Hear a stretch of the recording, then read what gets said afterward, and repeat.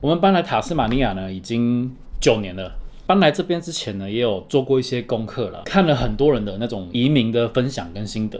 可是呢，你真正进来之后，你才会发现，其实有些东西呢，如果你没有自己住在这，你是体会不到的。今天呢，我不是要跟你说澳洲有多好，也不是说呢想要说服你们搬来澳洲，把我们呢住在澳洲这几年的一个真实感受摊开来分享给大家。文化上的适应，生活成本的差异，这些东西呢，可能跟你们想象的不太一样。然后或许有些东西对你来说可能是一个疑问，那我们就开始吧。我觉得人际关系跟社交习惯啊，在你刚来澳洲的时候一定会非常的不习惯。在台湾呢，我们是走非常有人情味的这个模式的互动，可能跟住在旁边的邻居会有一个非常好的互动关系，或者是你跟同事下班之后会去聊聊天、吃吃饭、睡睡觉。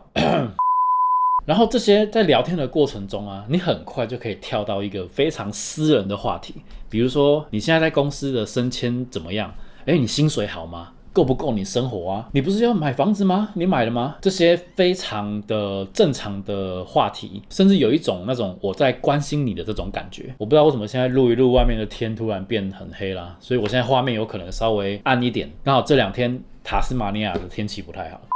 OK， 回到澳洲，在澳洲呢，这些话题的背后逻辑是完全不一样的。薪水、政治立场、宗教信仰，在澳洲呢是属于非常非常个人的一个事情。其实也不能说不能聊啦，而是这里的文化很注重私人领域这件事。你的收入是你自己的事情，你选举要选谁是你自己的事情。你的宗教信仰，如果你不想谈，那这个也是你自己的事情。基本上这些话题在所有的社交场合都不会出现。我自己刚来的时候呢，其实也是花了很长一段时间才开始习惯这些事了。以前觉得就是聊薪水、聊政治啊，或者跟朋友讲说，你最近还好吗？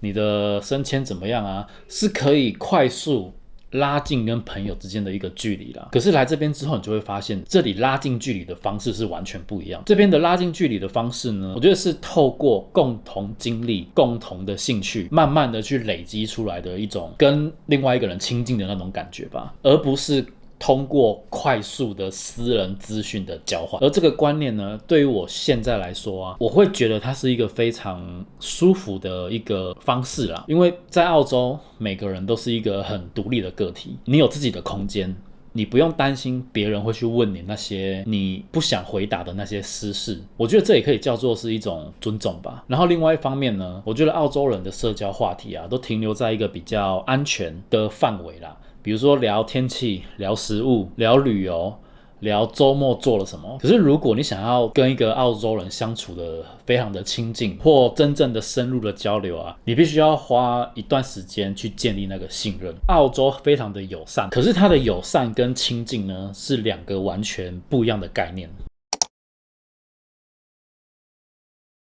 这个呢，我之前有拍过一集影片深入探讨这个问题啦，有兴趣的朋友可以去看看。今天就不重复讲太多，但是有一个点我觉得一定要提，就是 work-life balance。在台湾也是有人就讲这个词啦，就是工作生活要一个平衡嘛，对不对？可是我觉得在台湾比较偏向是一个口号，就比如说老板如果还没下班，同事还没下班，你可能会不好意思先走，然后手机可能需要24个小时开着，那随时准备，如果公司有状况的时候，可能会叫你出现或者是怎么样。我们到了澳洲之后，我们才发现 work-life balance 这个词在澳洲是非常的普遍的被应用，就是被当作一个真正的文化在执行的。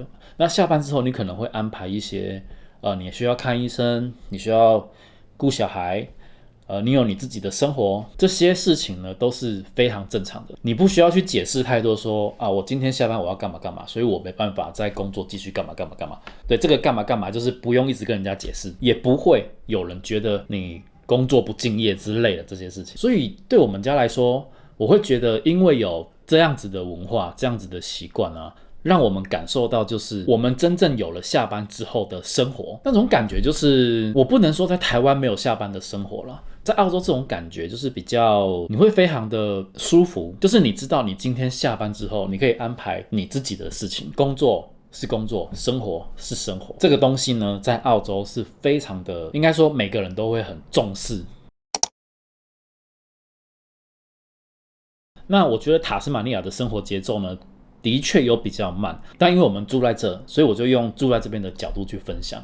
假设你今天是住在墨尔本、雪梨这些大城市啊，可能你的感受会跟我比较不一样，因为大城市的生活步调，我觉得可能跟台湾会比较像吧。商店开比较晚，餐厅选择比较多，然后生活机能可能也会比较方便。但塔斯马尼亚这里是真的比较慢，在我们这边呢，商店基本上5点就关门了。那你说要找餐厅吗？当然有一些像亚洲餐厅，他们可能会开比较晚，那这是平日的状况啦。周末的话，有很多店都是不开的。如果你的家里有一些东西坏掉，你要等水电工，你可能就要等1-2个礼拜这样。可是说真的啦，这样子的慢，在我刚来的时候，我觉得有一点不耐烦。我觉得在台湾是真的太方便了。你不管任何时候，你只要觉得肚子饿，或者是你有什么需求，你都可以去超商找到你需要的东西，就是你几乎不需要等待。所以你切换到澳洲这个生活的慢啊，有时候会感觉有一点无聊吧。但那种无聊不是不好的那种无聊啦，应该说就是你会一直问自己说，所以我现在要干嘛？就是那种空白感就是非常的重。所以为什么我要分享这种就是生活节奏转换的这种感觉？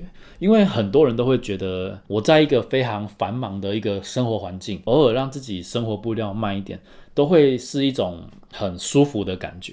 可是当你真正完全进入到这种生活模式的时候，你可能需要有一段很长的适应期吧。当这种生活久了之后，你会开始慢慢的去习惯，然后你就会开始主动去找一些事情来填补这些空白，然后呢，慢慢的就把那个无聊变成余裕，会有额外的时间给你去分配啦。然后这也是我们一直到近期以来才开始慢慢有感受到的那样子的感觉吧。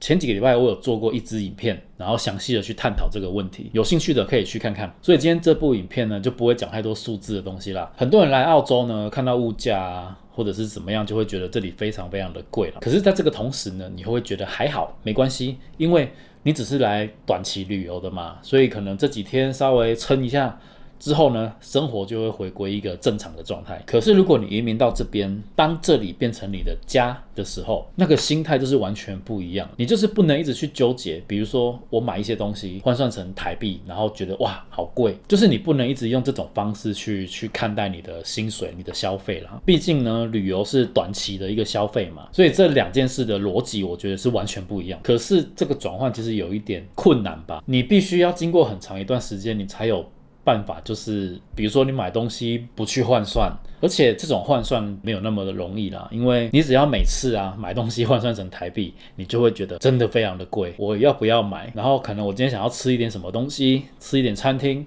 我就会觉得这个钱好像太贵了，我要不要吃？类似这些状况会一直的出现啦。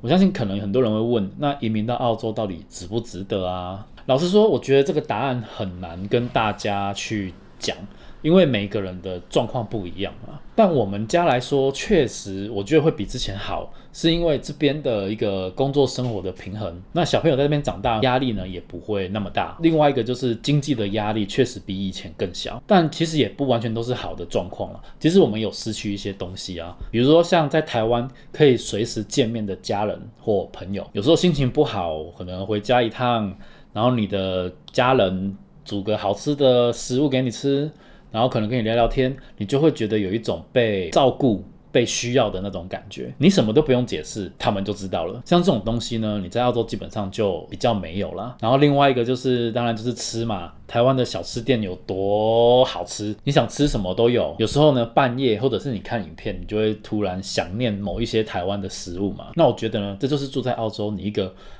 没办法去解决的一种心情吧。所以移民这件事情呢，对我来说，我都不觉得是一个一定得到或一定失去的一个东西，它比较像是一种交换吧。就是你移民的时候，你可以得到了一些东西，但你也失去了一些东西。对于那些已经移民了，或者是准备要移民路上的你们啊，有没有想好要拿哪些东西去交换你未来的生活呢？我觉得这个问题呢，可能比你去想澳洲好不好更值得你去花时间想清楚吧。OK， 那今天的移民心得呢，就到这边啦。如果呢你也有类似的心得，或者是你现在正准备或考虑移民呢，都欢迎留言区跟我分享。我们下一部影片见，拜。